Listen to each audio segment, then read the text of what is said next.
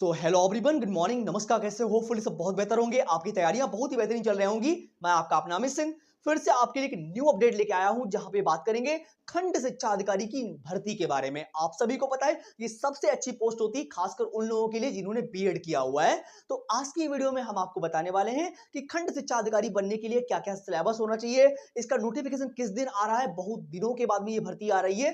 Finally आप सभी लोगों के लिए एक बहुत बड़ी खुशखबरी है, मान लीजिएगा, क्योंकि ये भर्ती सन 2019 में आई थी, तब से अब ये भर्ती आने जा रही है। इसके बारे में सिलेक्शन प्रोसेस क्या है, तैयारी आपको कैसे करनी है, इनका काम क्या होता है, सारी बातों के बारे में आज की वीडियो में जानेंगे। तो होपफुली क्लास आपको बहुत बेहतर लगेगी। वादा करता हूं कि अगर आपने अभी तक सब्सक्राइब नहीं किया हुआ है तो सब्सक्राइब कर लीजिएगा। ऐसी न्यू अपडेट पाने के लिए अगर जब जब भी मैं वीडियो बनाऊंगा तो सबसे पहले नोटिफिकेशन आपके पास आएगा। सबसे पहले हम ये जानेंगे कि जो खंड शिक्षा अधिकारी होते हैं इनका काम क्या होता है। उसके बाद में हम ये जानेंगे कि जो खंड शिक्षा अधिकारी की वर्तमान स्थिति यानी जो नोटिफिकेशन है वो किस दिन आएगा, उसकी बात करेंगे। उसके अलावा अगर हम बात करें इसकी आयु सीमा, एलिजिबिलिटी की बात करेंगे कि आपके पास में क्या क्या क्वालिफिकेशन होनी चाहिए, तब आप इसमें जो है एलिजिबल हो पाओगे। उसके अलावा हम चयन प्रक्रिया के बारे में भी बात करेंगे कि जो खंड शिक्षा अधिकारी है वो बनने के लिए आपको किन प्रक्रियाओं से गुजरना पड़ेगा, इंटरव्यू होगा कि नहीं होगा। इन सारी बातों के बाद में बताने वाला हूं मैं आपको एग्जाम पैटर्न कि क्या तरीका रहने वाला है ना। आगे बताऊंगा इसका सिलेबस क्या है, क्या क्या आपको पढ़ना है। उसके बाद में हम इसकी सैलरी की बात करेंगे, और अभी चर्चा चल रही है जल्द से जल्द इसका नोटिफिकेशन जारी होने वाला है, उसके बारे में भी हम आपको बताने वाले हैं। तो बस 5-10-15 मिनट रुकिएगा, 10 मिनट रुकिएगा, केवल 10 मिनट में सारी जानकारी आपके माइंड में होगी। चलिए फाइनली चर्चा करेंगे खंड शिक्षा अधिकारी के बारे में। सबसे पहले आपके माइंड में यह आता है कि यार अगर हम खंड शिक्षा अधिकारी बनने जा रहे हैं तो हमें यह पता होना चाहिए कि इनका काम क्या होता है ना। जब हमें यही पता नहीं होगा तो हमारे मन में इंटरेस्ट ही नहीं आएगा कि इसका काम क्या होता है ना। तो सबसे पहले समझ जाओ कि जो खंड शिक्षा अधिकारी होते हैं, जो प्राइमरी कॉलेज होते हैं, यानी जो प्राइमरी कॉलेज लिखा हुआ है कि जो प्राथमिक कॉलेज और जो उच्च प्राथमिक यानी जो प्राइमरी और जूनियर कॉलेज होते हैं, उनका निरीक्षण करने का कार्य जो होता है वो खंड शिक्षा अधिकारी के पास होता है। ये कार्य नंबर 1 है, ठीक है। अगर हम कार्य नंबर 2 की बात करें तो शिक्षकों के कार्य की निगरानी, यानी स्कूल में, विद्यालयों में टीचर पढ़ा रहे हैं कि नहीं पढ़ा रहे हैं, इन सभी की निगरानी जो होती है वो खंड शिक्षा अधिकारी के पास होती है। फाइनली ये बात आपको समझ में आ गई। अब देखो, अब थर्ड में लिखा हुआ है, यानी कार्य नंबर 3 में लिखा हुआ है कि शिक्षा व्यवस्था को सुदृढ़ बनाना, यानी जो कॉलेजेस और विद्यालयों में जो क्या नाम व्यवस्थाएं चल रही हैं, जो वहां के नियम और कानून चल रहे हैं, जो व्यवस्था चल रही है, उनको सुदृढ़ करने के लिए, सही करने का जो पूरा पूरा कार्य होता है वो किसके पास होता है? खंड शिक्षा अधिकारी के पास में होता है। तो फाइनली कार्य तो बहुत अच्छा है, यानी बहुत अच्छी वैकेंसी है, और आप सभी लोगों के लिए एक बहुत बड़ी खुशखबरी है, मान लीजिएगा, है ना। अगर आप इसमें सेलेक्ट हो गए तो मान लीजिए आपका फ्यूचर तो ब्राइट है ही। फिर चलिए आगे जानते हैं कि आगे कौन कौन सी बातें हमें जानना जरूरी है। ठीक है, तो खंड शिक्षा अधिकारी का काम तो आप जान गए। उसके बाद में हम ये बात कर लेते हैं कि जो इसकी पुरानी भर्ती थी वो किस दिन आई थी या कब आई थी, उसके बारे में बात करेंगे। और जो नई भर्ती आने वाली है वो किस दिन आने वाली है, कौन से मंथ में आने वाली है, उसकी भी बात कर लेते हैं। चलो, अब यहाँ पे सिंपल इन्होंने लिख रखा है, जो पुरानी भर्ती वो दिसंबर 2019 में आई थी। कब आई थी? 2019 में आई थी। और उसके अलावा जो पद थे वो 309 पद थे, केवल, बहुत ज्यादा पद नहीं थे, 309 ही पद थे। आगे देखो लिखा हुआ है कि जो प्रारंभिक परीक्षा या अंतिम परीक्षा जो भी हो। अब यहाँ पे देखो वर्तमान स्थिति के बारे में, जो पुरानी भर्ती वो 2019 में आई थी दिसंबर में। अब नई भर्ती की बात कर रहे हैं तो लिखा हुआ है कि न्यू नोटिफिकेशन जो है वो मार्च और अप्रैल 2026 में देखने के लिए आपको मिल जाएगा। फाइनली जनवरी चल रही, फिनिश पे ही है हमारे पास, मार्च जनवरी खत्म है। फरवरी मार्च में तो नहीं, फरवरी में तो नहीं, मार्च और अप्रैल में इसका नोटिफिकेशन आपको देखने के लिए मिल जाएगा।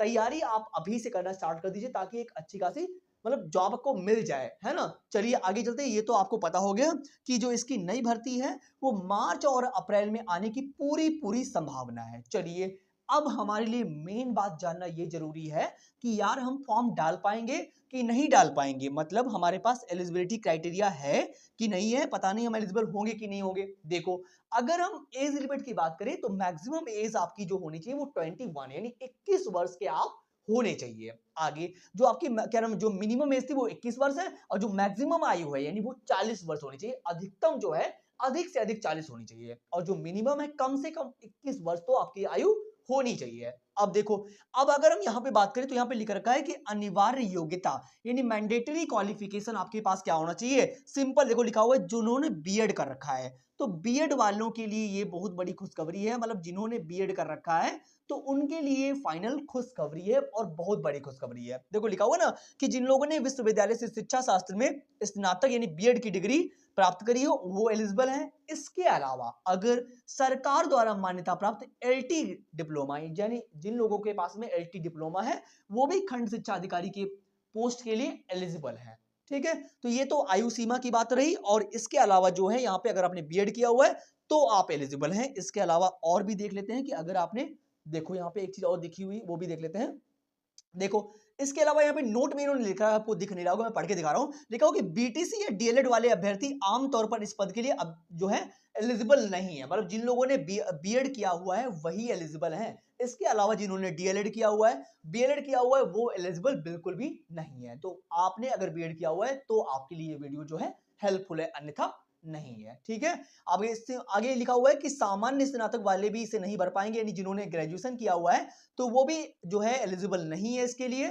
सिंपल समझ जाओ, कुल मिला के ओवरऑल जिन्होंने बीएड किया हुआ है वही एलिजिबल है। चलिए आगे बात कर लेते हैं कि चयन की प्रक्रिया क्या है। देखो अगर हम बात करें कि चयन की प्रक्रिया क्या है तो उसको भी देख लेते हैं कि चयन जो है चरण नंबर 1 चरण 2 में होगा, यानी 2 स्टेप में होता है। थर्ड स्टेप में जो है आपका डॉक्यूमेंट वेरिफिकेशन होता है। देखो अगर हम चरण 1 की बात करें, यानी जो पहला स्टेप होता है वहां पे केवल स्क्रीनिंग होती, छटनी होती केवल, है ना। दूसरी बार में जो आपका मेंस होता है वहां पे क्या लिखे, इसके अंक हो गए, यानी जो नंबर होते हैं आपके मार्क्स होते हैं उनके आधार पे आपकी फाइनल मेरिट बनती है। यानी 2 स्टेप में, यानी पहला प्रीलिम्स होगा फिर उसके बाद मेंस होगा, थर्ड स्टेप में जो है क्या होगा, डॉक्यूमेंट वेरिफिकेशन हो जाएगा। और सबसे जो इंपॉर्टेंट बात है वो आपको बताना है कि जो खंड शिक्षा अधिकारी होता है इसमें कोई भी इंटरव्यू नहीं होता है ना। देखो साफ लिखा हुआ है कि इसमें साक्षात्कार इंटरव्यू बिल्कुल भी नहीं होता, तो ये सबसे बड़ी बात है ना। क्योंकि बच्चे जो होते हैं प्रीलियम चाहे मेंस पास कर लेते हैं लेकिन इंटरव्यू में निकल जाते हैं, लेकिन ये ऐसा एग्जाम है जहां पे कोई इंटरव्यू नहीं होता है, केवल प्रीलियम्स है, उसके बाद में जो मेंस है वो आपके नंबर के अकॉर्डिंग मेरिट पे बन जाता है। ओके, तो ये बात आपको समझ में आ गई। थर्ड स्टेप में आपका डॉक्यूमेंट वेरिफिकेशन भी हो जाता है। आगे चलेंगे और समझेंगे आगे क्या बात। देखो यहाँ पे एग्जाम पैटर्न की बात की, किसकी बात करिए, एग्जाम पैटर्न की बात की, तो इसको भी समझ लो। देखो अगर एग्जाम पैटर्न लिखा हुआ है तो यहाँ पे लिखा हुआ है, ये प्रीलियम्स का लिखा हुआ है, किसका लिखा हुआ है, प्रीलियम्स का लिखा हुआ है कि जो यहाँ पे विषय होंगे वो जनरल साइंस के होंगे, यानी जनरल यानी सामान्य अध्ययन के जितने भी विषय होते हैं उनके बारे में भी हम बात करेंगे कि कौन कौन से विषय हैं वो भी हो। कुल प्रश्न जो है 120 रहने वाले हैं, समय आपको 2 घंटे मिलने वाला है। कितना मिलने वाला है, टाइम आपको प्रॉपर 2 घंटे मिलने वाला है, और 120 प्रश्न होंगे सामान्य अध्ययन के। चलिए अब हम सिलेबस को देख लेते हैं, बिकॉज ये हमारे लिए बहुत जरूरी है। देखो अगर हम सिलेबस की बात करें तो वो भी जान लेते हैं कि सिलेबस इसका क्या है। देखो सबसे पहले कि भारतीय कृषि के बारे में और वाणिज्य एवं व्यापार के बारे में आपको पढ़ना पड़ेगा। ठीक है, टॉपिक नंबर 1 नोट कर लीजिएगा, बहुत इजी है, सब कुछ नोट डाउन करो, पैटर्न नोट डाउन करो, उसके बाद में टॉपिक वाइज पढ़ाई स्टार्ट करो, है ना।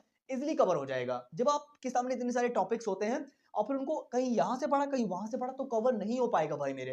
टॉपिक वाइज नोट्स बनाना स्टार्ट करो, तभी तैयारी अच्छी हो पाएगी। आगे लिखा हुआ है आपको सामान्य विज्ञान यानी आपको जनरल साइंस भी पढ़नी है। क्या पढ़नी है, जनरल साइंस। उसके अलावा भारत का इतिहास यानी हिस्ट्री ऑफ इंडिया भी आपको पढ़नी है। उसके अलावा लिखा हुआ है कि भारतीय राष्ट्रीय आंदोलन के बारे में पढ़ना है। उसके बारे में भारतीय राज्य व्यवस्था के बारे में भी आपको पढ़ना पड़ेगा। अगला टॉपिक जो हमारा भारतीय कृषि एवं वाणिज्य व्यापार है। उसके बाद में टॉपिक है जनसंख्या, जनसंख्या पारिस्थितिकी एवं नगरीकरण, ये हमारा टॉपिक है। उसके बाद में लिखा हुआ कि विश्व भूगोल तथा भारत का भूगोल, ये भी आपको पढ़ना पड़ेगा। आगे लिखा हुआ है कि देखो अगला टॉपिक जो अंतरराष्ट्रीय महत्वपूर्ण घटनाक्रम भी आपको पढ़ने पड़ेंगे। उसके अलावा हमारा नेक्स्ट टॉपिक है सामान्य बौद्धिक एवं तार्किक क्षमताएं, रीजनिंग भी पढ़नी पड़ेगी आपको।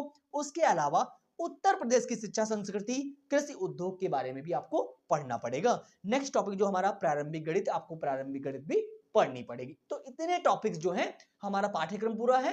प्रारंभिक परिचय यानी जीएस का सिलेबस ये पूरा है, आपको दिख रहा होगा बहुत बेहतर तरीके से, है ना। जाके आप इसको इजीली अभी से तैयारी करना स्टार्ट कर दो, ताकि मार्च अप्रैल तक आपकी अच्छी खासी तैयारी भी हो जाएगी और सिलेक्शन भी आप ले पाओगे। चलिए अब हमारी मेन बात रह गई सैलरी की, जिसके लिए हम लोग काम करते हैं, है ना। तो हमारा मेन टारगेट जो है वो सैलरी रहने वाली। देखो काम खंड शिक्षा अधिकारी का बहुत अच्छा है, उसके अलावा जो इनकी सैलरी है वो और अच्छी है। इन हैंड सैलरी आपको 25,000 क्या नाम 75,000 आपको मिलने वाली है, यानी 75,000 रुपए पर मंथ आपको मिलेंगे अगर आपका सिलेक्शन हो जाता है, यानी इन हैंड सैलरी आपको इतनी मिलेगी 75,000। तो सैलरी देखी जाए तो बहुत अच्छी ओवरऑल है।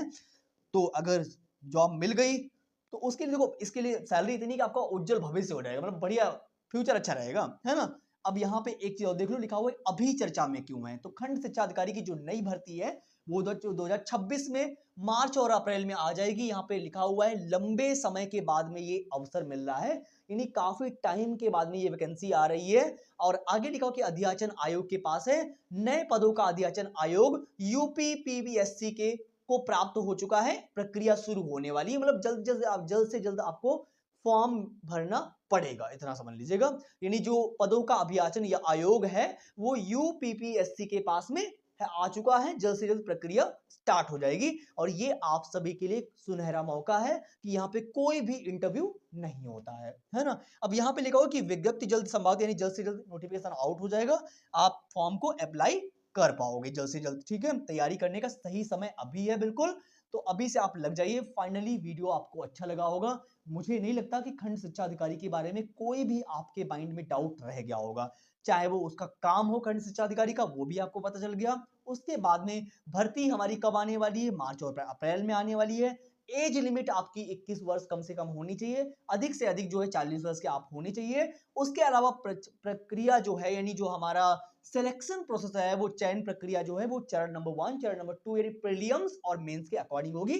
थर्ड स्टेप में आपका वेरिफिकेशन हो जाएगा डॉक्यूमेंट। आगे लिखा हुआ है परीक्षा का पैटर्न आप देख लीजिए, टोटल प्रश्न 120 होंगे। उसके अलावा टाइम आपको 2 घंटे का मिलने वाला है। जनरल अध्ययन के जो है हमारे क्या नाम सामान्य अध्ययन के विषय होंगे। सिलेबस के बारे में आपको मैंने बता दिया। उसके अलावा सैलरी हमारी 75,000 पर मंथ हमको मिलने वाली है, बहुत अच्छी है, मतलब वैकेंसी है, बहुत टाइम के बाद निकलने वाली है। सभी लोगों के गोल्डन टाइम है, गोल्डन मौका है, तो पढ़ाई आप अभी से करना स्टार्ट कर दीजिए। होपफुली सारी जानकारी आपको बेहतर लगी होगी। ऐसी न्यू अपडेट पाने के लिए, टीचिंग के किसी भी एग्जाम की तैयारी के लिए आप इजीली हमें कनेक्ट, मतलब हमसे कनेक्ट हो सकते हो, सब्सक्राइब कर सकते हो। चाहे वो सीटेट हो, यूपीटेट हो, रीट हो, केवीएस हो, किसी एग्जाम की तैयारी के लिए इजीली कनेक्ट हो सकते हो। और टीचिंग की कोई भी वैकेंसी या अदर वैकेंसी से रिलेटेड कोई भी जानकारी के लिए भी आप हमसे जुड़ सकते हो। लर्नर, मैं एक लर्नर हूं, आप भी एक लर्नर हो, और हमारे सीखने सिखाने की प्रक्रिया यूं ही कंटिन्यू चलती रहेगी। मिलते हैं नेक्स्ट वीडियो में नई आशा और उम्मीद के साथ में। Thank you so much for coming, thank you so much.